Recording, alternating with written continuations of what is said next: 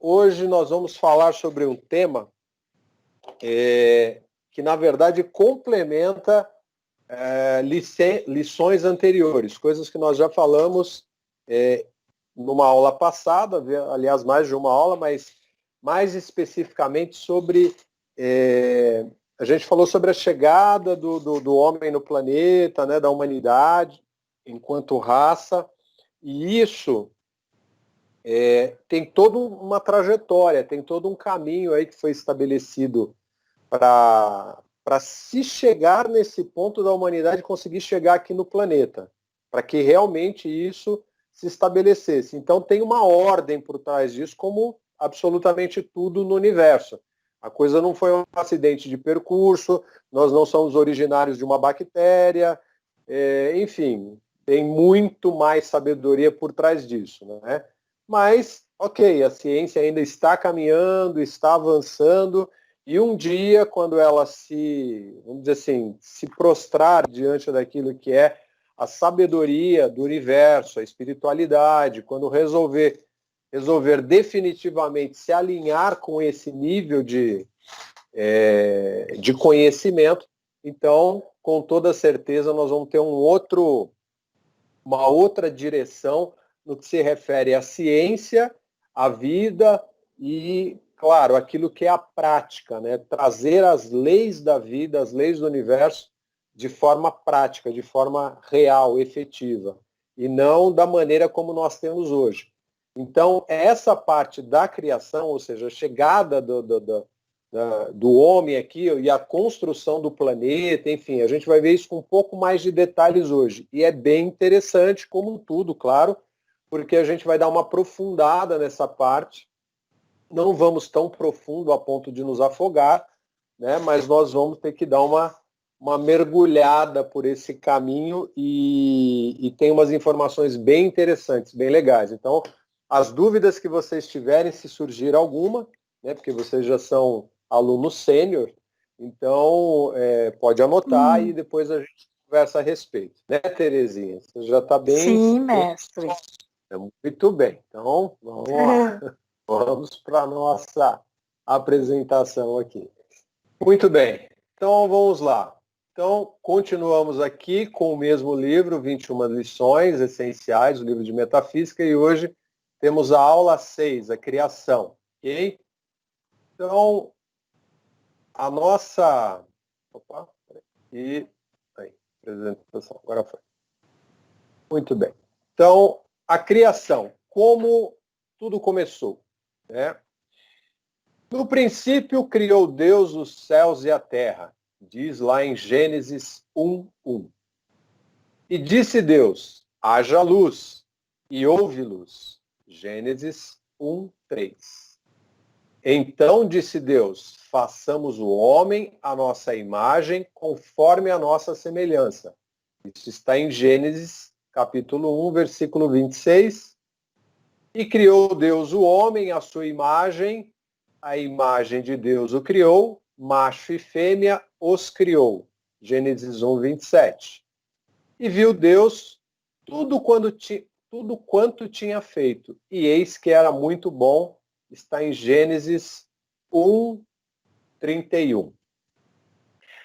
Bom, aqui nós vamos já começar com essa parte, nessa referência da Bíblia, apontando aquilo que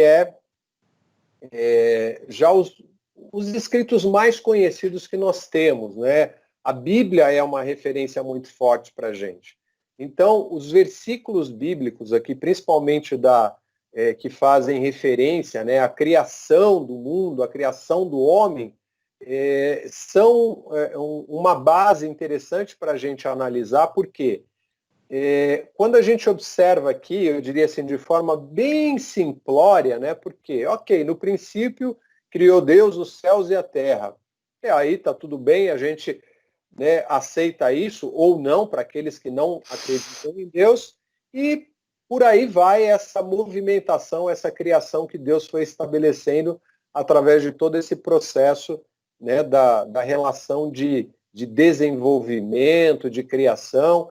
Então, para alguns, isso pode parecer muito, vamos dizer assim, muito pueril, muito infantil, uma mente muito, vamos dizer assim, muito estreita, porque quando você olha para a ciência, você vai ver lá todo um desenvolvimento através dos primeiros organismos que surgiram na Terra, então a vida deve ter vindo daí, de alguns milhões de anos, assim como a própria criação da Terra, que foi uma explosão através, né, do Sol e o Big Bang que veio antecedendo tudo isso. Enfim, tem toda uma teoria por trás e a gente, claro, considera essas teorias porque é a nossa ciência, ou seja, é o pensamento humano tentando dar alguma lógica, algum sentido para aquilo que é a existência da vida.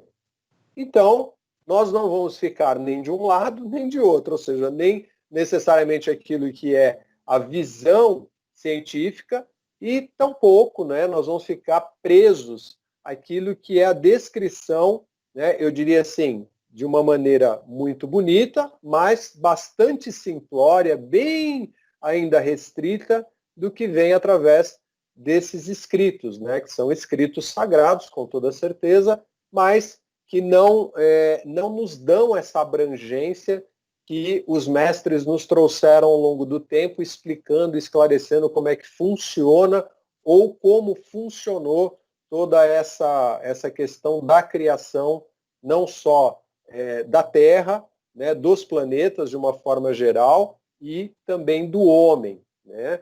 Mas só um ponto para ser destacado aqui, né, um que eu quero chamar a atenção, é esse último versículo que eu coloquei como: e viu Deus tudo quanto tinha feito, e eis que era muito bom. Aí, curiosamente, chega lá na frente, em algum outro versículo, ou em alguma outra parte dos escritos, e Deus se arrepende de ter feito tudo isso.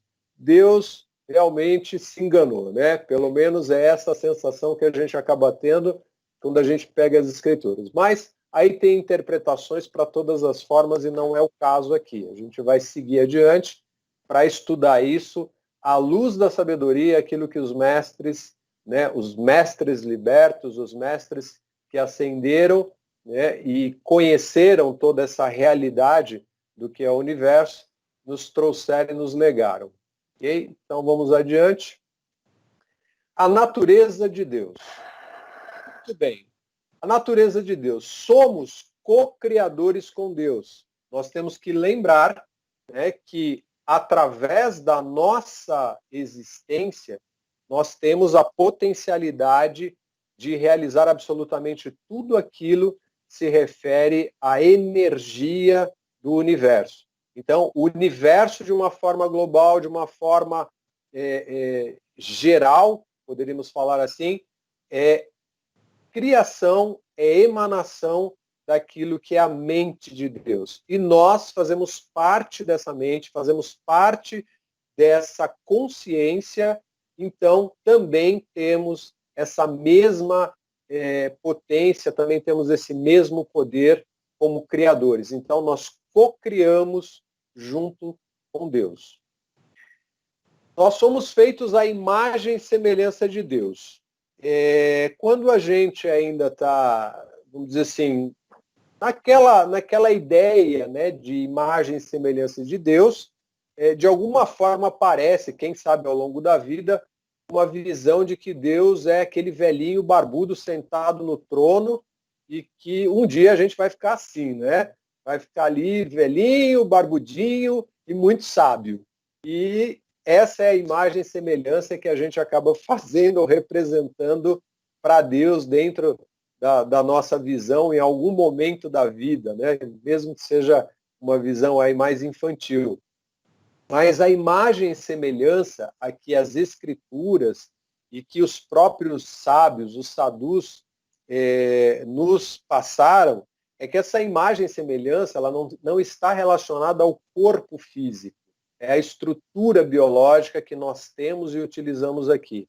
Essa imagem e semelhança, nós vamos ver já, um pouquinho mais adiante, que essa imagem e semelhança ela está relacionada com aquilo que a natureza íntima, a natureza original, o princípio, o primordial daquilo que é a essência de Deus. Então não tem nada a ver com o corpo que nós conhecemos, essa estrutura física que nós temos. Essa estrutura, ela é uma criação, né, da inteligência de Deus, que é o que nós conseguimos co-criar também com Deus.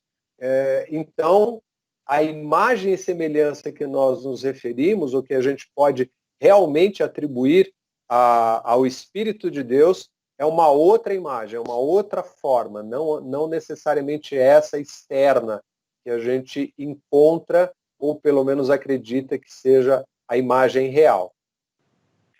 Bom, o propósito da criação.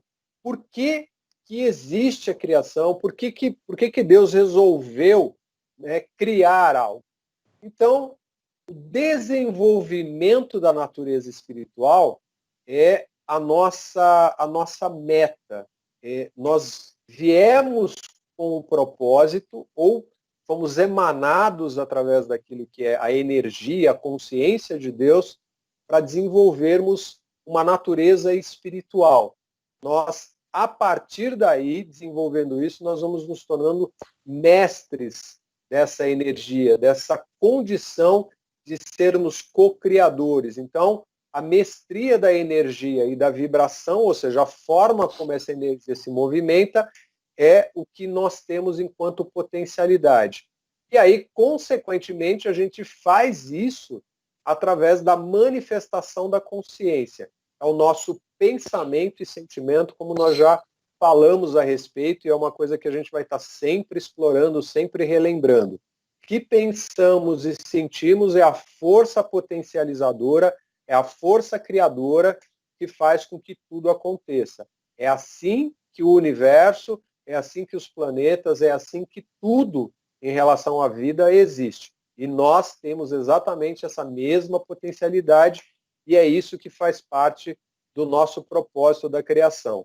Claro que nós reduzimos muito esse poder, nós deixamos com que esse poder chegasse num ponto de atuação muito inferior. É por isso que se fala em desenvolver a natureza espiritual, ou seja, nós não somos dessa estrutura vibracional, nós não fazemos parte originalmente disso que se encontra aqui no planeta hoje. Isso é o resultado de um desvio, de toda uma distorção. Nós estamos e somos, na verdade, originalmente, de uma esfera muito mais elevada em termos vibracionais. Por isso que a gente tem que mudar a nossa consciência, nós temos que procurar, sim, controlar, treinar a mente, equilibrar os sentimentos, as emoções, para que a gente consiga manifestar isso o mais rápido possível, quanto antes, né? Bom, através da natureza trina, ou seja, Deus, Pai e Mãe, nós vamos conseguindo entender como é que funciona esse processo de relação de manifestação. O que é a natureza trina? Aqui nós conhecemos, né, até pelas próprias filosofias, pela religião, a ideia, né, de uma natureza de trindade que vem através de Deus. Então, essa trindade que nós conhecemos aqui como Deus Pai, né, principalmente da religião cristã, Deus Pai, Deus Filho, Deus Espírito Santo, é o que a gente também vai entrar nos próximos assuntos, mas nós temos essa natureza trina, nós viemos através dessa natureza trina, que é uma referência, uma menção dessa nossa origem, ou seja, Deus é o próprio Deus, a manifestação como Pai e a manifestação como Mãe, aspecto mental como Pai e aspecto feminino, né, no sentido de emoção, de consciência. Então, essa trindade, né, ela nos dá essa referência sobre a natureza trina de Deus. O Pai é o controle do próprio plano divino, né? Pensando nessa natureza trina. Então, esse controle do plano divino é aquilo que eu venho fazer aqui, através dessa vibração, ou seja, desse lado da consciência ou da natureza, né? Da parte dessa natureza que nós temos, o Pai representa para nós ou manifesta aqui o controle do plano que nós trazemos. Então, o Filho é a própria exteriorização de Deus. Através do Filho, nós conseguimos, então, trazer a manifestação de Deus para o mundo da forma, para a área externa, para aquilo que são as nossas ações e realizações aqui. O Espírito Santo. O Espírito Santo, dentro dessa ideia da Trindade que nós falamos, né, como uma representação, simboliza o conforto e a bênção da criação. Então, o controle que nós temos através do plano que deve ser desenvolvido, exteriorizar, ou seja, manifestar, colocar em ação aquilo que é a força, a energia de Deus. E o Espírito Santo traz o fechamento, é aquilo que traz o conforto e que faz com que haja a unidade, o que abençoa a tudo e a todos. Então, com isso, nós fechamos a natureza de Deus, né? Nós temos a compreensão a partir daí que Deus na forma trina, ou seja, Deus Pai, Deus Mãe. Então, a consciência suprema manifestando o seu lado Pai e o seu lado Mãe, ou em outras palavras, a consciência suprema manifestando o seu lado mental e o seu lado emocional. E isso, na nossa experiência aqui física, pode ser comparado com a ideia do Pai, Filho e Espírito Santo, apontando cada uma dessas partes para aquilo que é o nosso caminho. Primeiro, o plano divino, né, onde controlamos e temos a direção desse plano. Através do Filho, nós vamos manifestar, exteriorizar, são as nossas ações, e o Espírito Santo levando a bênção e a unificação para absolutamente tudo da criação. Deus é o dono e doador da vida. A nossa galáxia, vamos pensar assim, estamos inseridos em uma galáxia. Então, o que é uma galáxia? Uma galáxia é um conjunto de sóis e planetas.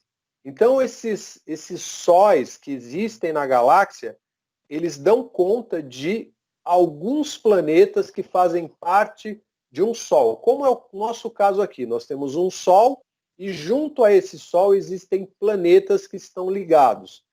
Numa galáxia existem vários sóis, muitos sóis, aliás, vários é bem modesto, né? Existem milhares de sóis e milhões, bilhões, trilhões de planetas dentro de uma galáxia. Só que, falando somente da nossa galáxia, pensando somente aqui no nosso quarteirão, vamos pensar dessa forma, né? Estamos falando só da nossa... Vamos pensar na nossa cidade, né? Qual é a nossa cidade? A nossa galáxia. Então, a nossa cidade, essa galáxia que nós vivemos, ela é regida, ela é dirigida por um Sol que é chamado de o Grande Sol Central. Esse Grande Sol Central é o centro dessa galáxia. É através desse Grande Sol Central que todos os outros pequenos sóis, ou pequenos entre aspas, né? Porque comparado a esse Grande Sol Central, eles são menores, né? Agora, se a gente for pensar no tamanho do nosso Sol, já é enorme. Mas existem sóis muito maiores, imensamente maiores. E o Grande Sol Central é o Sol maior, o maior Sol que existe dentro dessa nossa galáxia, da galáxia que nós vivemos, ok? Então, nesse Grande Sol Central, existe o comando de toda essa galáxia que nós vivemos.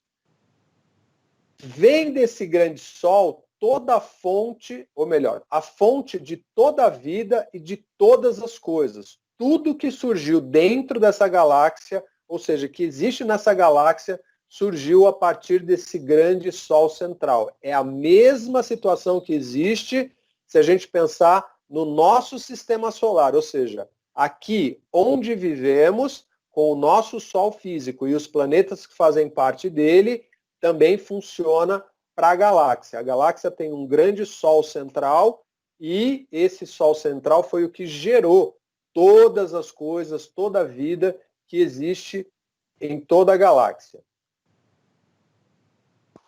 Muito bem. Alfa e Ômega são os seres supremos da galáxia. Lá em Apocalipse diz assim: eu sou o Alfa e o Ômega, o princípio e o fim, diz o Senhor, que é, e que era, e que há de vir, o Todo-Poderoso. Está em Apocalipse 1:8. Por que essa menção sobre Alfa e Ômega? Quem são esses seres supremos? Alfa e Ômega, para o grande Sol central, são exatamente aquelas consciências que nós chamamos de Deus Pai e Deus Mãe. Então, Deus Pai e Deus Mãe, para essa galáxia que nós vivemos, ou seja, nesse grande Sol central, são eles que nos deram a vida dentro desse universo da galáxia, tá? Vamos lembrar que existem outras galáxias, tá? Isso aqui é só uma parte do universo, um pedacinho. Existem outras, sei lá, milhares, bilhares de galáxias. A gente não tem esse número exato, porque o universo é infinito e é uma coisa que a gente não concebe ainda. Nós vamos precisar alcançar a libertação para, sei lá, não sei se o termo correto é entender, mas quem sabe sentir o que é essa grandiosidade do infinito. Então, essa galáxia que nós estamos falando, na qual nós vivemos, que fazemos parte, onde está o nosso planeta, ela foi gerada por esses dois seres chamados Alfa e Ômega. Então, aqui são consciências, como se a gente dissesse também, em outras palavras, como se fosse Deus Pai e Deus Mãe. Eles geraram, eles criaram. Então é por isso que se faz menção nos livros sagrados, como o caso da Bíblia e outros livros que falam de outras formas, em outras palavras, mas se referem a esse grande criador ou essa grande consciência criadora. Tá? Então, só para deixar registrada essa parte. Bom, nós temos, como foi dito, vários sistemas planetários e, com isso, vários sóis. Então, cada sol abriga aí um conjunto de planetas que fazem parte, né, vamos dizer assim, do seu conjunto ali, que estão dentro daquele sistema de mundos. Então, um sol abriga vários planetas ali. E a gente tem vários sistemas planetários assim. A nossa galáxia, de acordo com o que nós sabemos, né, de acordo com os estudiosos, nós temos algo em torno de 300 bilhões de estrelas só na nossa galáxia. Então, dá para ter uma ideia de que o negócio não é pequeno, ok? A Via Láctea, que é a galáxia da qual nós fazemos parte, tem 160 bilhões de planetas, ok? Então, nós estamos falando de 300 bilhões de estrelas, tá? Entre planetas e estrelas, ou seja, planetas e sóis, e temos algo em torno de 160 bilhões só de planetas. Então, dá uma quantidade boa aí de gente morando nessa galáxia. Número de galáxias estimado, algo imaginado aí, 2 trilhões. Então, eu não sei nem fazer essa conta, mas é galáxia para arrebentar. Realmente tem muita coisa. Então, imagina, se numa galáxia a gente pode ter algo em torno de 300 bilhões de estrelas e nós temos 2 trilhões de galáxias, quem tiver a calculadora faz a conta, porque o negócio é enorme. Nem sei se cabe tudo na calculadora.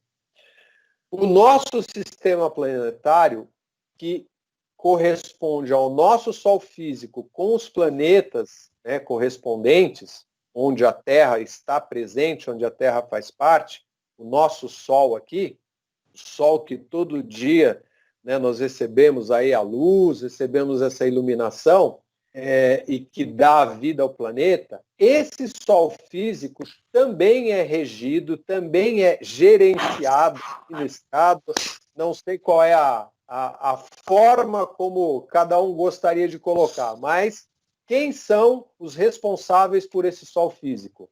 São Hélios e Vesta. Estes são os Deus, Pai e Mãe do nosso sistema planetário, desse sistema de mundo que nós vivemos, ok? Então, o Sol físico, que nós vemos aí todos os dias, né, que nos abençoa com a vida todos os dias, é regido, é sustentado, assim como todos os planetas que fazem parte do sistema solar, por esses seres, Deus, Pai e Mãe, chamados Hélios e Vesta. Então, só recordando, Alfa e Ômega fazem parte do Sol físico ou grande Sol central da galáxia, ok? E Hélios e Vesta são os Deus, Pai e Mãe do nosso Sol físico. Então, são sóis diferentes, são sóis que estão distantes um do outro para a gente tentar entender essa parte, né? Mas estamos dentro da direção da luz, do amor, não só de Hélios e Vesta, mas também dentro da galáxia de Alfa e Ômega. Ok? Muito bem. Lei da correspondência. O que está em cima é como o que está embaixo. E o que está dentro é como o que está fora. Isso faz parte das leis herméticas, que foi escrito, ou pelo menos ensinado por Hermes Trismegisto. Né? Hermes Trismegisto é uma figura bastante controversa, ninguém sabe exatamente quando ele existiu, enfim, estima-se um período, mas esse período parece que não é exato, e ele parece que vem desde a época de Abraão, enfim, ninguém tem uma data precisa para falar a respeito de Hermes Trismegisto. Tudo são estimativas, mas isso não importa para a gente. A questão é que Hermes Trismegisto trouxe ensinamentos fabulosos, descrevendo as leis, trazendo todo esse conhecimento que hoje está disponível para nós, né? E que sempre esteve, na verdade. Então, ele diz aqui na lei da correspondência que aquilo que existe em cima é da mesma forma como está embaixo, ou seja, nós temos essa similaridade, né? Deus criou as coisas em igualdade por todo o universo. Por isso que nós estamos falando que existe seres inteligentes, existem consciências que controlam o universo. Deus é a manifestação através de todas essas consciências. Então, o grande Sol central, com o Alfa e Ômega, controla a galáxia, mantém uma galáxia. E enquanto Hélios e Vesta, que é do nosso Sol físico, controla esse sistema de mundos, onde o nosso planeta está inserido. E tudo funciona exatamente dessa forma em todo o universo. Não há diferenças nesse aspecto. O Fiat Lux, e disse Deus, haja luz e houve luz. Isso está em Gênesis 1:3. Então, Hélios e Vesta, que são os nossos Deus, Pai e Mãe, eles tiveram que provar, curioso falar dessa forma, né? Falar assim, nossa, mas espera aí, Hélios e Vesta não são Deus, Pai e Mãe? Eles não são todo-poderosos? Sim, eles são todo-poderosos, são Deus, Pai e Mãe. A gente nem sabe direito como conceber essa posição deles nessa hierarquia divina, mas eles tiveram que mostrar para Alfa e Ômega que eles eram capazes não só de criar um sistema solar, porque era o desejo de Hélios e Vesta, criar um sistema de mundos e sustentar esse sistema de mundos. Então eles tiveram que realmente provar essa capacidade, manifestar essa força, esse poder de Deus, criar um Sol e a partir desse Sol emanar vários outros planetas, né? para que esse sistema solar fosse formado. Então, isso partiu de uma solicitação, por isso que a gente entrou inicialmente com a lei da correspondência para entender que as coisas não são aleatórias, elas não acontecem simplesmente por um tropeço, por um acaso do destino. Existe uma ordem no universo. Então, quando Hélios e Vesta, se colocaram diante de Deus, no sentido consciência, eles pediram para Deus, Pai, Mãe, Alfa e Ômega, para criar um sistema de mundos, ou seja, gerar um Sol e, a partir desse Sol, gerar planetas. E eles tiveram que fazer isso como um teste mesmo, como uma prova, e demonstrar que eles tinham essa capacidade e sustentar isso, não simplesmente criar e depois o negócio desaparecer, né? Hélios e Vesta, eles começaram todo um planejamento, porque é assim que acontece com tudo no universo. A gente não consegue entender às vezes, né, ou pelo menos fica um pouco restrito à ideia da criação, com essa questão do como as coisas surgiram. Surgiram exatamente da maneira como nós fazemos aqui. É aí onde entra, mais uma vez, a nossa base, a nossa referência da lei da correspondência. Nós temos que pensar algo antes de realizar. Então, aqui nós temos uma mente que cria, que tem uma ideia. Depois dessa ideia, a gente tem que imprimir o sentimento, ou seja, depositar ali o nosso desejo, para que essa ideia se torne real. É como se a gente pensasse na arquitetura de uma casa. Então, primeiro a gente vai ter a ideia na mente, né? Essa ideia de que existe uma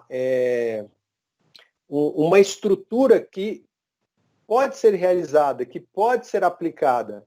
Então, essa realização, ela vem através desse processo natural, contínuo. A mente começa a criar, começa a gerar o plano, a ideia, o desenho da forma. E depois a gente vai começar a montar isso, vai fazer um desenho no papel dessa casa, né, por exemplo, e aí a gente vai comprar material, vai contratar os profissionais, enfim. E aí essa casa começa a ganhar forma. Da mesma forma, exatamente dessa maneira, Hélios e Vesta começaram o seu plano, onde montar o sistema de mundos, como fazê-lo, quais as correntes de vida, ou seja, quais os seres que iriam habitar esses planetas, e tudo isso foi projetado por Deus, Pai, Mãe, Hélios e Vesta, exatamente da mesma maneira como nós fazemos aqui para criar qualquer coisa, só que, claro, resguardadas as devidas proporções, a gente está falando de um sistema solar, né? Aqui a gente, para construir um barquinho de papel, leva um tempinho. Então, são formas diferentes de se utilizar a energia, mas com o mesmo princípio, ou seja, tendo domínio sobre essa energia. Essa é a grande diferença, e foi para isso que nós viemos para cá, para aprender a desenvolver a habilidade de controle dessa energia. Parece grandioso demais, né? Mas é exatamente assim que funciona. Então, nós temos, a partir vamos dizer assim, desse desenho. Então, Hélios e Vesta geraram toda essa ideia, destinaram, né, esse projeto para essa construção.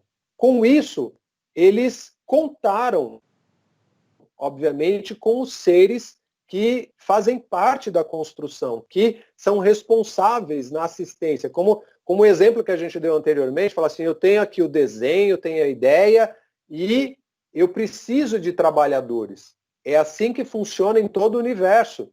Nós temos aqueles que são especialistas em determinadas áreas. Não tem diferença nenhuma em relação à forma como nós fazemos aqui. A diferença é o que a gente consegue criar comparado com aquilo que a energia livre e dentro e através da consciência de Deus consegue alcançar. Então a gente fica aqui ainda faiscando, né? Bem tateando a coisa, não consegue chegar num projeto tão elevado. E aí Hélios e Vesta, Deus, Pai, Mãe, Hélios e Vesta, convocaram a guardiã silenciosa cósmica, que é conhecida como Cerculata.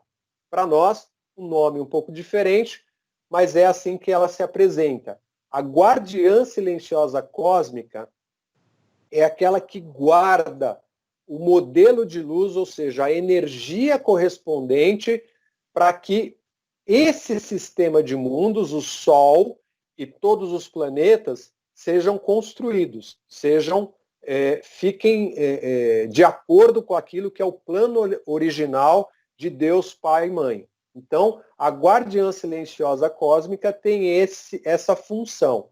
Ela pega essa energia, ou seja, a ideia de Deus Pai e Mãe, e guarda essa energia exatamente como foi apresentada, até que seja executado todo o plano. Daí para frente a gente vai entender como isso funciona. Então, a criação da Terra. A guardiã silenciosa cósmica, falando só do nosso planeta, todos os outros planetas funcionam da mesma maneira como a gente vai descrever a criação da Terra aqui, ok? Então, todos os outros planetas também respeitam essa mesma ordem. A Terra para ser criada, a guardiã silenciosa cósmica, que é a Cerculata, ela entregou esse plano divino, original, a guardiã silenciosa planetária. Olha só que existe uma ordem, existe todo um processo aí que não é simplesmente explode o Big Bang e a coisa vai acontecendo. Não, existe toda uma inteligência por trás. Não é algo simplesmente solto, como se não existisse uma lógica. É muito perfeito, é tudo muito preciso. Então, Cerculata, que é a guardiã silenciosa cósmica, entrega o plano original à guardiã silenciosa planetária, que no nosso caso aqui, do nosso planeta, é conhecida como Imaculata. Tá? Então, Cerculata pega o plano original do planeta Terra e entrega para Imaculata. Imaculata recebe esse plano exatamente da forma como Deus, Pai e Mãe projetaram. Elas são guardiãs. E observe um detalhe, nós estamos falando de guardiãs. Por que não guardião? Porque quando nós dissemos lá atrás que Deus, Pai, Mãe, ou seja, existe a consciência masculina e existe a consciência feminina, diferente da forma como a gente usa aqui. Claro, aqui a gente pensa homem e mulher, né, no aspecto de junta os dois e gera um outro ser. Né? A relação sexual não é isso. Nós estamos falando de força cósmica, energia primordial através da mente e energia primordial através daquilo que é o sentir, o sentimento de Deus. Então aqui, as guardiãs silenciosas, elas têm essa obrigação de sustentar esse plano original, ou seja, é uma força feminina, é uma força sentimental, né, ou uma força de sentimento que carrega o plano para que ele seja colocado em prática, para que ele vá adiante. Aí, então, os conhecidos Elohim foram chamados por Hélios e Vestas. Por quê? Porque os Elohims, eles são os construtores da forma. Então, os Elohims são 7 Elohims que trabalham dentro desse sistema de mundos, né? Dentro do nosso, vamos dizer assim, desse nosso campo desse pedaço de universo que nós vivemos. E esses Elohims, eles fazem com que todo esse plano seja colocado em prática. Eles realmente vão, a partir daí, é como se eles fossem os engenheiros da obra. Eles vão lá para executar isso. Então, eles vão ver tudo que é necessário a partir do desenho que Deus Pai e Mãe apresentou, disponibilizou através das guardiãs silenciosas, e desse desenho eles vão começar a construir o planeta.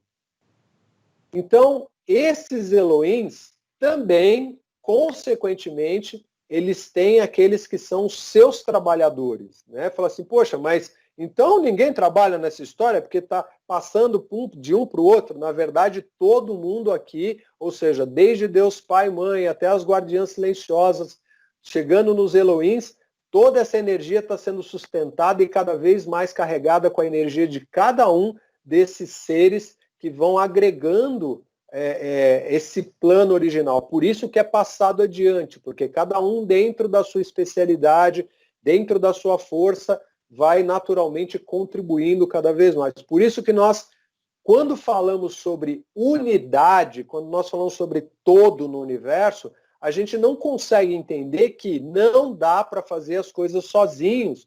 Nós somos dependentes, num bom sentido, de todo o universo. Assim como todo o universo também depende de nós. Enfim, nós temos essa fluidez e essa troca contínua.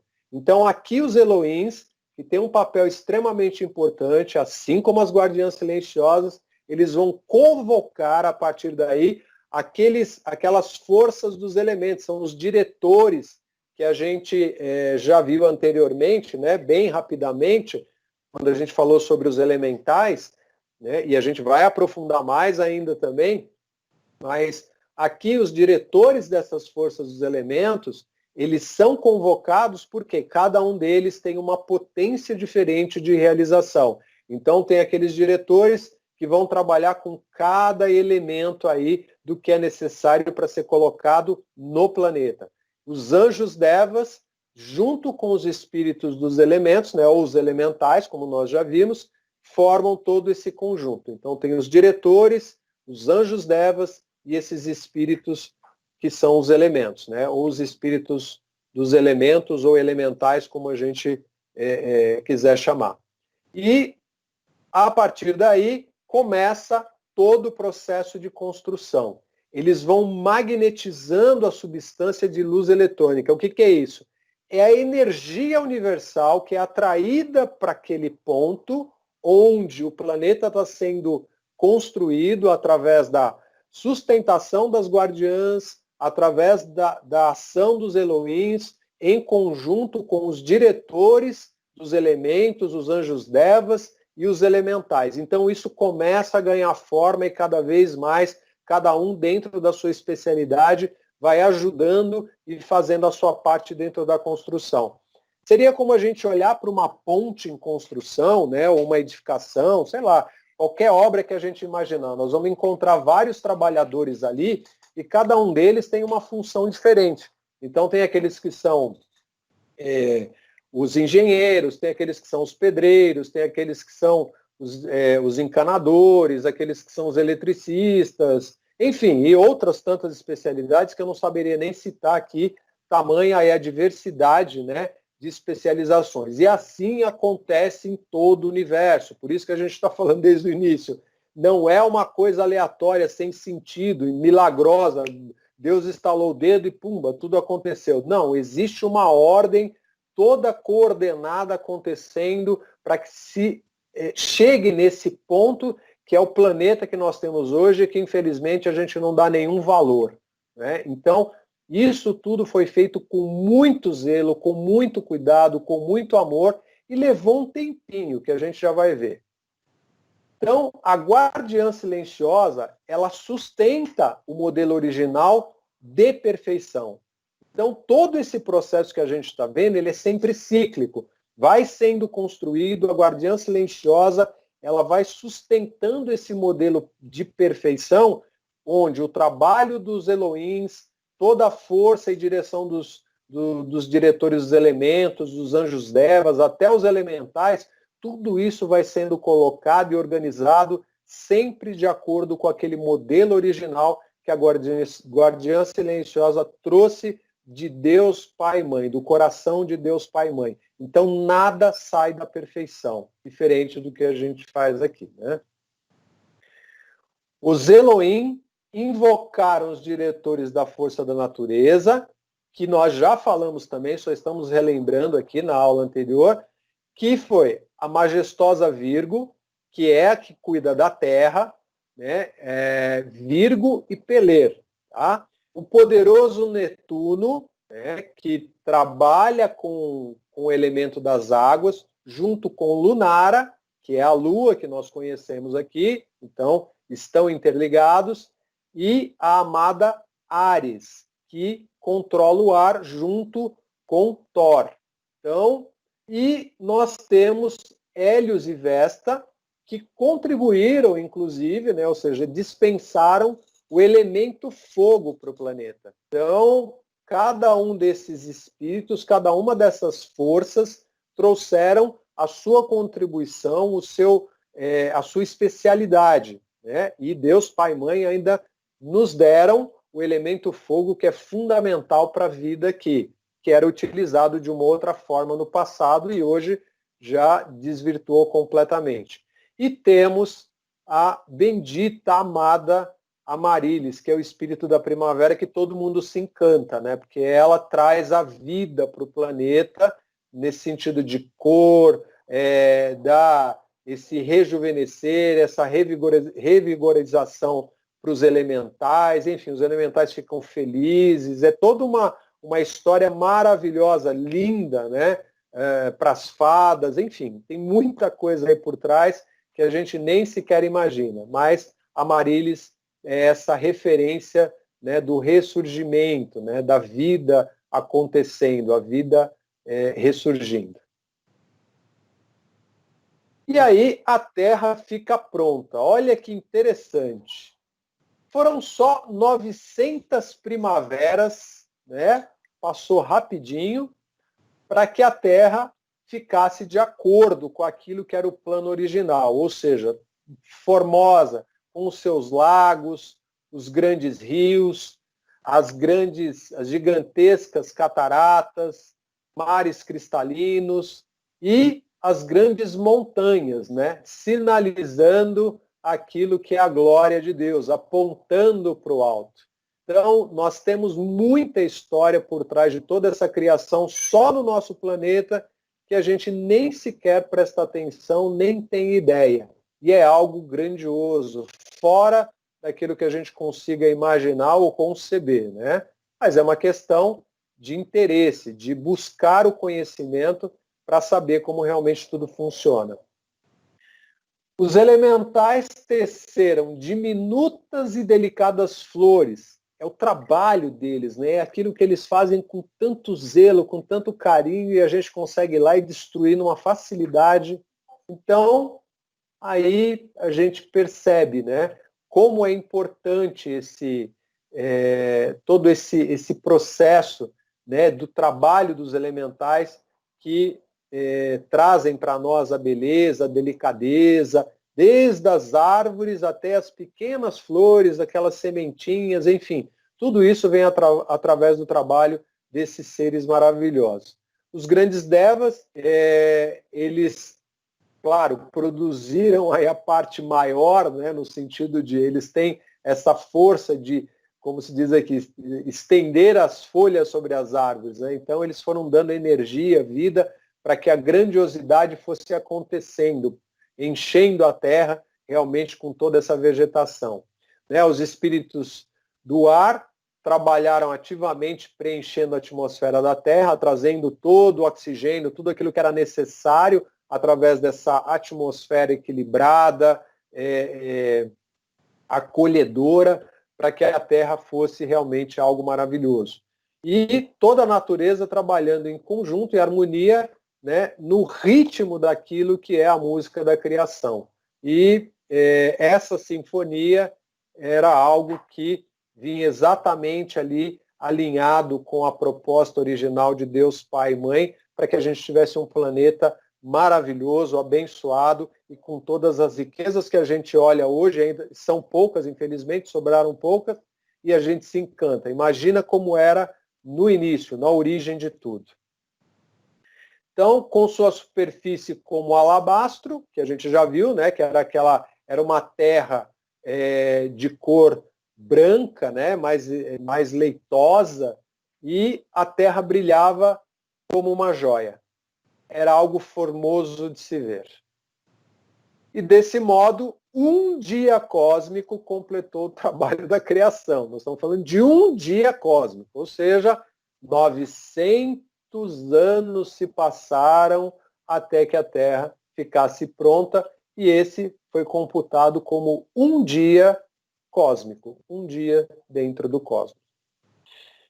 Os 7 Elohims indicaram então a Hélios e Vesta,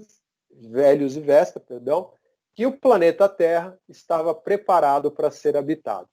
Maravilha, tudo pronto, tudo organizado, tudo como tem que ser, e lá vem a gente. Lá vem a gente.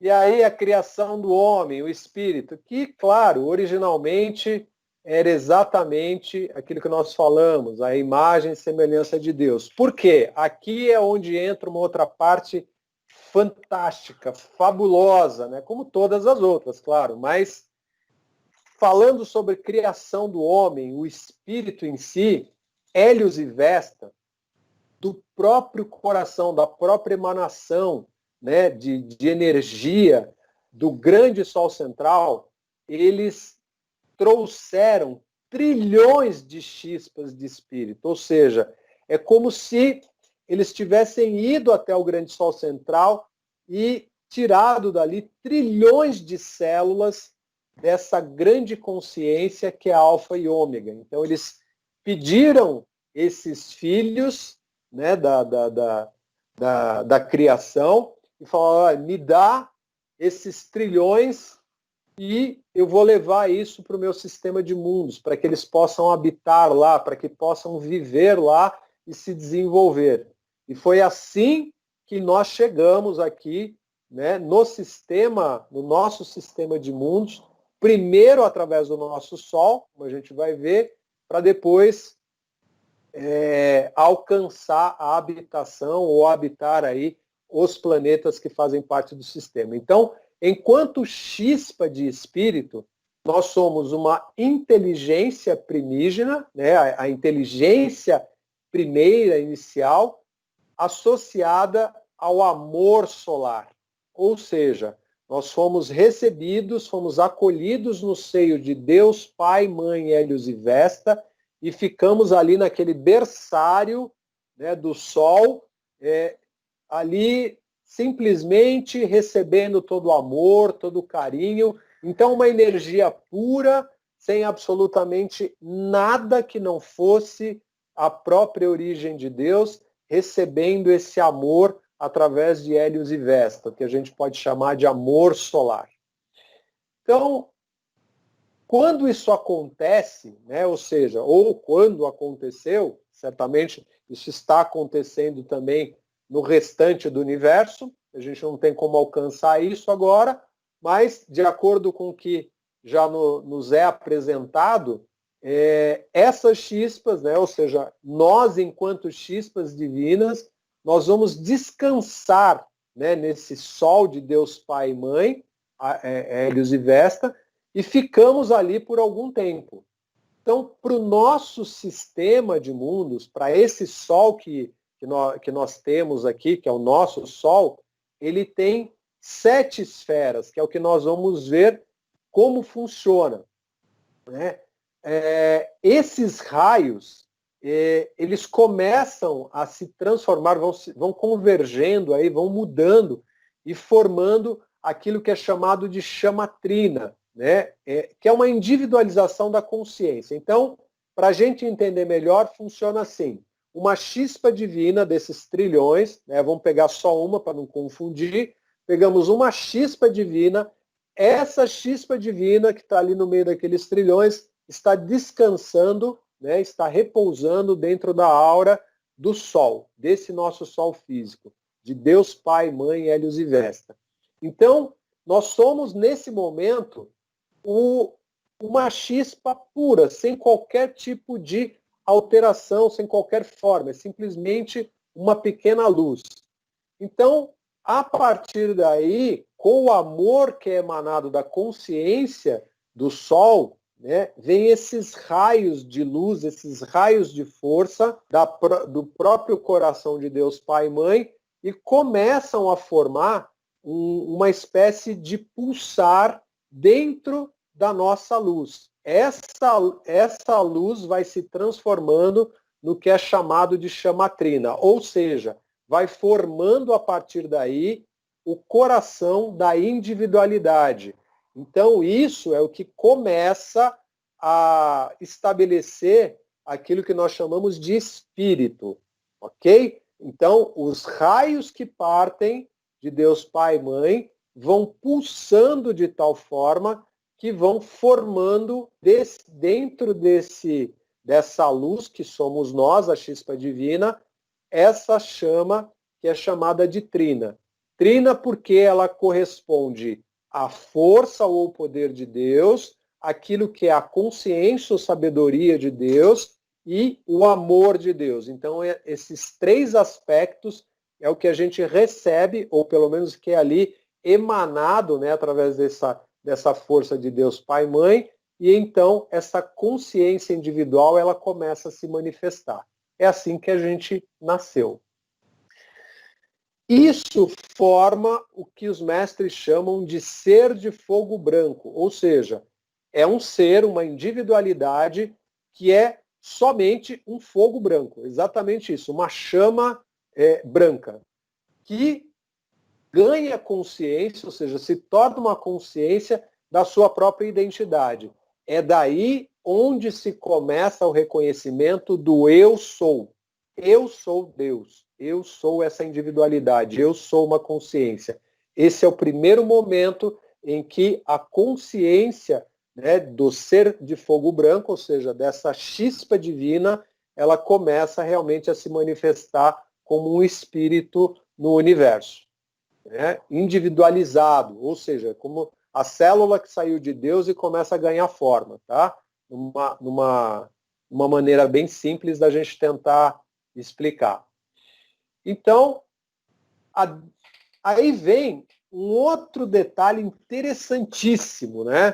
Que é uma coisa que a gente agora vai identificar com vamos dizer assim, com aquilo que a gente vive aqui. A partir desse momento, quando a consciência se estabelece, e eu me reconheço enquanto uma identidade, o eu sou, né, no universo, então eu sou, eu estou aqui, eu realmente, né, eu sou uma manifestação de Deus.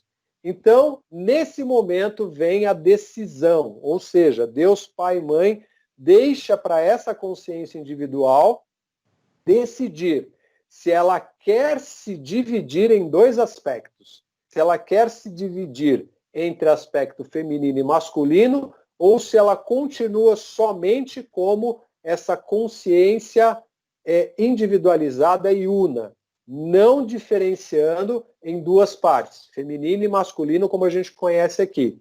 Não é ainda aquilo que a gente conhece como homem ou mulher. Tá? Aqui a gente está falando de consciência ou manifestação mental, que seria o homem, né, o masculino, e consciência, manifestação emocional, que é o feminino ou a mulher. Tá? Então aí a gente vai tendo que cada vez reduzir mais essa vibração até chegar onde nós estamos aqui.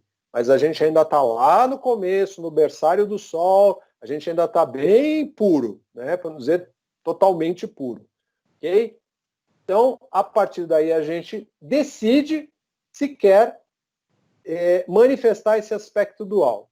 Então, vamos dizer, como nós conhecemos aqui, que a gente está vivendo aqui, que nós decidimos se dividir, né? Ou nos dividirmos em dois aspectos. Então, temos o aspecto feminino e o aspecto masculino, como nós conhecemos. Quando se divide, existem a partir daí dois raios idênticos, que são chamados de raios gêmeos. Esses são os verdadeiros raios gêmeos. Por quê? Porque vem de uma única fonte de energia, vem de um único ser de fogo branco. Essa é a origem dos raios gêmeos. É aí, nesse ponto, onde surgiu a dualidade em relação ao feminino e masculino, nessa ideia que nós temos dos raios gêmeos. Então, quando nós viemos para a Terra, só fazendo um adendo aqui que é importante, nós trouxemos, claro, essa consciência da dualidade dos dois aspectos, tanto feminino quanto masculino. E nós somos uma coisa só. Quando se fala feminino e masculino, dentro dessa visão, né, do ser de fogo branco, nós somos uma coisa só. Não existe um ser feminino e um masculino, cada um é uma coisa. Não, é uma coisa só. Somente o fogo branco, ou seja, esse ser de fogo branco se dividiu em duas partes, simplesmente para manifestar uma parte feminina e uma parte masculina. Com isso, formou-se, então, os chamados raios gêmeos. Chegamos na Terra, passaram-se vários milênios, muito tempo, e aí a gente foi perdendo essa lembrança e foi tendo a sensação de que algo estava faltando. Começou a ter a ideia de, peraí, está faltando alguma coisa. Parece que está faltando metade de mim.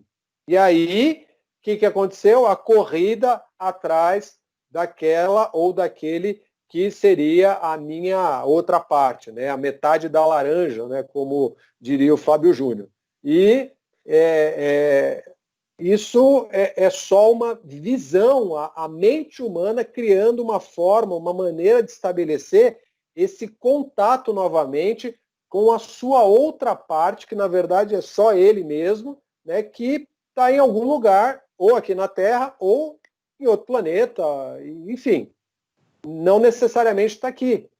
Mas, e a gente vai entender depois, nas outras aulas, por que isso aconteceu e por que a gente se distanciou tanto. Mas, a partir daqui, a gente vai começar a ter uma ideia, né, de como que esses raios começaram a funcionar, ou seja, essas chamas gêmeas ou raios gêmeos começaram a funcionar e por que eles se separaram. Na verdade, nunca houve separação. O que cortou, né, o que fez com que houvesse essa ideia de separação é a ilusão que a gente criou na Terra.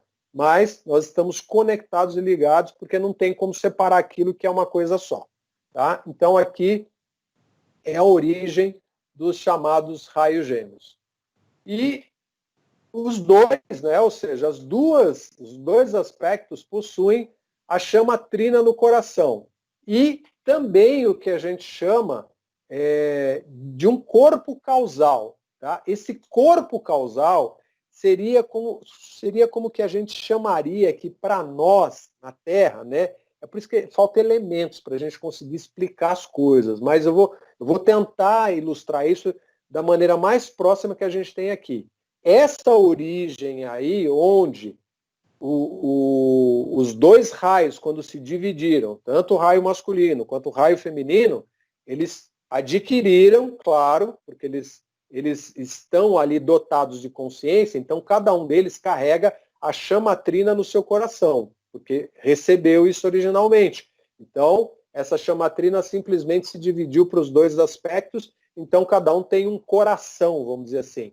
E esse corpo causal é a energia que envolve cada um desses dois lados, tanto do masculino quanto do feminino. O que é esse corpo causal? Seria, bem de forma simplória, como se fosse a nossa alma aqui, que a gente entende. Não é a alma, não tem nada a ver com a alma. É só uma ideia de um corpo energético que serve para quê? Para captar, para armazenar tudo aquilo que é perfeição. Só isso. O corpo causal só armazena perfeição. O corpo causal não se corrompe. Tá? E aí, daí para frente, a gente vai estudar o que aconteceu depois com os nossos corpos, né? Ou seja, o que a gente tem hoje. Tá bom? Então, seguimos. Então, a partir desse momento, né, que a gente decidiu se dividir ou não, enfim, vamos dizer que nos tornamos aí, então, chamas individualizadas, né? Então tem o lado masculino e o lado feminino. Ok, então tá. Eu me dividi em dois e estamos lá. E aí o que acontece? As presenças eu sou individualizadas, cada uma delas, dentro do seu ritmo, dentro do seu tempo, começam a fazer uma viagem através daquilo que a gente chama de 7 esferas internas do Sol. A representação que está aí nessa imagem, né, com esse ser, né, que maior que aparece, né, e da cabeça desse ser sai essas esferas, como a visão do arco-íris que a gente tem, as cores do arco-íris, essa é a representação das esferas que existem no Sol. Então, o Sol tem 7 esferas, o nosso Sol aqui tem 7 esferas, e quando nós descansamos no Sol, nós fomos passando de esfera por esfera, cada uma delas recebendo aí uma quantidade de energia de cada uma dessas esferas. Então, essas esferas representam aquilo que são as nossas qualidades, coisa que a gente vai ver exemplo daqui a pouquinho. Tá? Então, a gente entrou aí e cada um, a gente se separou, lembra? A gente separou em aspecto masculino e feminino. Então, a partir daí, como somos individualidades, tanto do lado masculino como do lado feminino, a gente segue no ritmo próprio, cada um escolhe o seu ritmo. Eu quero ir mais devagar, aí eu quero mais acelerado. Ah, não, eu quero descansar aqui um tempo, deixa eu ficar aqui. E cada um foi seguindo assim, dentro de cada uma dessas esferas foi descansando. E cada uma dessas esferas tem uma qualidade de Deus diferente. Então, tá aí, cada esfera tem uma virtude de Deus, ou seja, são as inteligências de Deus, a energia de Deus manifesta de formas diferentes, cada uma dessas esferas. Como se a gente fosse passando por lá e ganhando dons, né? Mais ou menos isso. Então, a gente começa pela primeira esfera e aí permanece quanto tempo desejar. Nossa, gostei muito daqui, pai, deixa eu ficar aqui? Fica, meu filho, fica aí quanto tempo você quiser. E aí a gente fica ali acumulando aquela energia, nosso corpo causal vai ficando bem gordinho ali, e depois quando a gente cansa, a gente fala, agora eu quero ir para outra, deixa eu conhecer outra esfera, e vai para outra esfera. E ok, e aí a gente vai passando por cada esfera para conseguir sentir e entender como é que funciona cada uma dessas virtudes. Muito bem. O propósito, então, depois vem para a encarnação, ou seja, passar por essas esferas não é só uma questão de recreio, né? Não é só para, sabe, a gente, vamos nos divertir lá no playground. Não. É com o propósito de vir para a encarnação e aí sim manifestar cada uma dessas qualidades. A questão é que nós chegamos aqui, se a gente parou numa determinada esfera lá mais tempo, é natural que a gente chegue aqui e acabe manifestando, expressando uma qualidade mais específica do que outra. Tá? Então, a gente já vai entender isso melhor. Nós temos um ciclo dos chamados 7 raios, ou seja, cada esfera que a gente passa, a gente atravessa um ciclo. Quando a gente fala sobre a encarnação, como eu disse, tudo é correspondência. Lembra da lei da correspondência lá atrás? Da mesma forma que funciona lá no Sol, funciona no universo, funciona igual para todos os outros sistemas de mundos, planetas, não importa. Então, se a gente falar aqui no ciclo dos 7 raios, ou dessas 7 esferas, nós vamos encontrar na encarnação um total de 14 mil anos para passar por todas essas esferas, ou por todos esses raios. O que isso significa? Significa que quando eu venho para uma encarnação, eu tenho 2 mil anos para atravessar uma virtude, ou para manifestar uma virtude aqui na Terra. Eu fiquei X tempo lá no Sol, carreguei meu corpo causal lá com essas virtudes e venho para a Terra para treinar isso. Então eu tenho 2 mil anos. Fala, nossa, só isso? Mas são 2 mil anos, não tem jeito. Deus determinou isso, é isso. Então você tem que se virar em 2 mil anos. Né? Coisa que a gente já está repetindo o ano faz tempo aqui. Então, o total para a gente conseguir, ou melhor, que seria o necessário, o suficiente para a gente conseguir chegar no nosso, vamos dizer assim, no nosso tão sonhado diploma de mestre, né? Falar assim, uau, conseguimos finalizar a nossa etapa na Terra. 14 mil anos. Caramba, então ainda falta muito tempo. Não, na verdade a gente já está aqui há muito mais tempo e já perdemos, já repetimos um monte de vezes. O diretor da escola, que é muito bonzinho, está deixando a gente voltar e ficar repetindo a mesma lição. Nós já estamos aqui há muito mais que 14 mil anos. Tá? Então, nosso trajeto, a nossa proposta original era passar esses 14 mil anos, 2 mil anos em cada uma desses raios e expressar essas virtudes e, a partir daí, seguir viagem pelo universo, enfim, em outras esferas, mas a gente ainda está um pouquinho atrasado. Nós temos com isso, claro, uma lei que é o livre-arbítrio e nem todos aqueles que, vamos dizer assim, vieram do grande Sol central, que ficaram no Sol físico aqui, descansando, né, ali, entrando em contato com as virtudes, sentindo, nem todos eles querem encarnar. Não pense, né, que fala assim, não, todos encarnaram. Não. Somente de cada 12 seres de fogo branco, ou seja, daquilo que é a nossa origem, né, de cada 12 seres, somente um optou por encarnar. Tá? E, com isso, acabam permanecendo em uma das 7 esferas.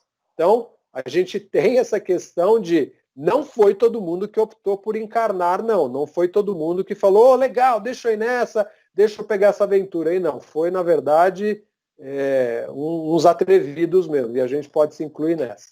Tá? E aqui nós vamos ter, então,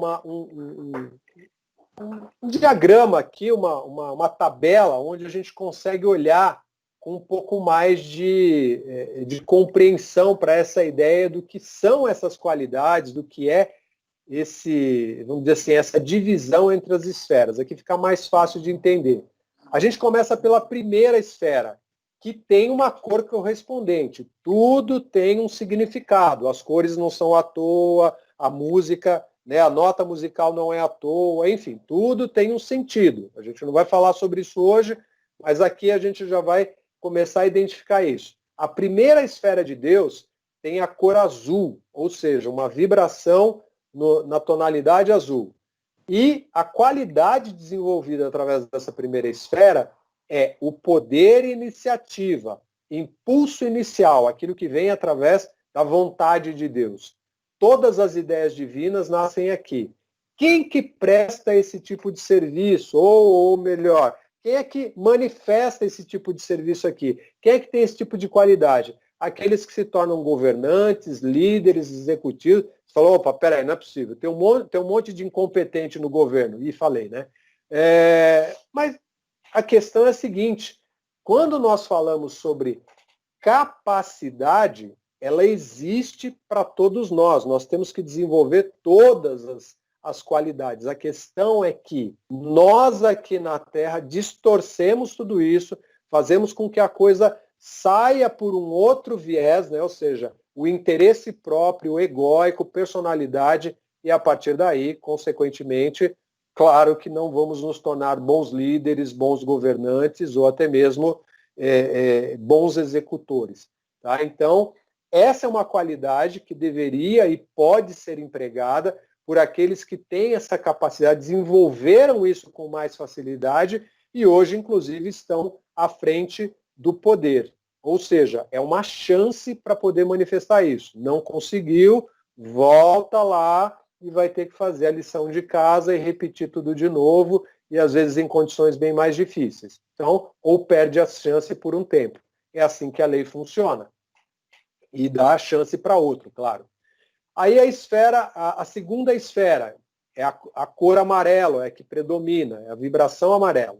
Então aqui a gente tem o poder da precipitação, da iluminação, entre a sabedoria e as ideias são percebidas e moldadas em padrões de pensamento e forma trabalháveis. Então, aqui é a inteligência, né, no sentido de sabedoria, ganhando força, se manifestando, que é o serviço que exerce aqueles que têm vocação como educadores, professores, né, esses líderes mais voltados para a área da instrução, né, da direção. Okay? E terceira esfera, a cor rosa, que está relacionado, vibra na força do amor e tolerância. As ideias aqui são revestidas com energia de vida através da natureza emocional, permitindo a exteriorização futura no mundo da forma. Ou seja, o nosso sentir, a nossa força emocional é que faz com que a manifestação aconteça aqui. Então, quem tem essa força do amor desenvolvida consegue trazer a realização das coisas com muito mais facilidade, tá? Mas não adianta ser só uma parte. Isso é uma questão de ser completo, né, em termos de amor. Mostra o amor como a força coesiva que mantém unida a forma manifestada, ou seja, consegue sustentar isso dentro daquilo que é a sua realização. Aí a gente tem como exemplos pacificadores, negociadores, aí entram os diplomatas, né? Eles entram nessa faixa aqui, aqueles que desenvolveram mais essa qualidade e estão tentando aplicar. A quarta esfera é a cor branco cristal, né? Aquele branco bem limpo, né? Um branco bem transparente, vamos dizer assim. Desenvolvimento artístico, humildade, poesia, escultura, pintura. Então, né, o pessoal da educação artística está aqui, né? Está envolvido com essa parte aqui, poesia, como dizia o Osho, né? Aquele que fica deitado lá embaixo da árvore, tocando violão, sabe? E o mundo está passando e ele não está nem aí. Ok, a qualidade, a força desse raio, da quarta esfera. E aí é onde entram os artistas, músicos, os arquitetos também, pela sua criatividade, os poetas, e vai por aí afora. E quinta esfera, nós temos a cor verde, que está ligado ao desenvolvimento científico, à cura também. Então, os terapeutas aqui têm uma manifestação através desse nível vibracional, que é o verde. A concentração, a verdade também está aqui. Então, aqueles que trabalham com a verdade, né, que estruturam isso, a consagração, aqueles que são voltados, né, essa coisa da reverência. Então, a gente tem como exemplo os serviços que são praticados aí, os cientistas, engenheiros, inventores, curadores, os médicos, enfermeiros, e vai por aí, pessoal da área de saúde, enfim. E todos aqueles que estão ligados a essa parte, né? A sexta esfera, nós temos a cor rubi dourado, que é uma mistura. Eu não sou bom de cores, então aqui se eu for tentar imaginar, eu vou ter que fazer uma força danada, eu tenho que procurar o rubi dourado, mas eu imagino um rubi e um dourado e está tudo certo. Então, aí entra o culto devocional, provisão, graça, paz. Aqui são aqueles que têm essa vocação, né, para elevação, que estão voltados mais, né, à manifestação de graça, de consciência elevada. Entram os mestres aqui, enfim, já manifestam muito dessa vibração. E aí entram, como exemplo, né, os padres, líderes religiosos, missionários, enfim, todos aqueles que são vocacionados para essa área, vibram muito nessa esfera. E a sétima esfera e última, com a cor violeta, que é a que apresenta ou manifesta a parte cerimonialista, aquela que está muito relacionada à questão da cultura, do refinamento, a própria diplomacia também entra aqui. Então, é algo mais organizado, algo mais direcionado, uma coisa mais ordenada, né? É algo assim mais disciplinar. Então aqui entram os diplomatas, aí tem os cavalheiros aqui, coisa que já nem existe mais, né? Enfim, ou pouco, né? Não vamos generalizar também, ou pouco. Então, essa é uma ideia global, geral, para a gente tentar entender, porque isso é muito profundo e são lições que a gente tem que ir explorando pouco a pouco. Mas aqui já dá para a gente ter uma ideia geral de como isso funciona, ok? Então, nas palavras do Osho, uma vez que aprenda a arte de confiar, toda preocupação desaparece. Namastê.